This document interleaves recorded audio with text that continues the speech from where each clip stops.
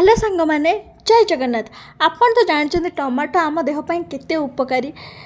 मु शुणी कहीं टमाटो खाइले ब्लड भी हुए। तो चलते आम टमाटर गोटे रेसिपी बनवा। आम आज बनवा टमाटो सूप। और टमाटो सूप ग्रीन चिली, धनिया पत्र, कंचा लंका, लेंबू, अदा सब कटा नहीं। आ गोटे जगह टमाटो, धनिया पत्र, पियाज सब नहीं से पकईकि मु बॉयल करदेली।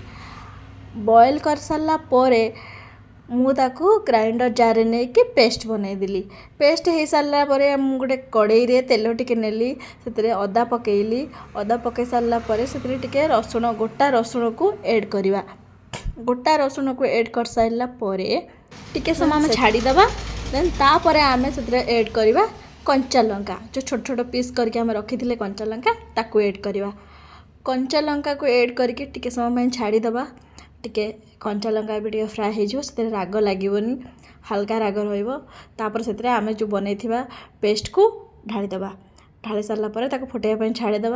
टिके समय फुटी सारापर से ब्लैक पेपर पकेबा। देन टिके स्लाइट लेंबू चुपुड़ी टिके खटार टेस्ट और रागर टेस्ट आसले भल लगे। देन से आम धनिया पत्र पकेबा।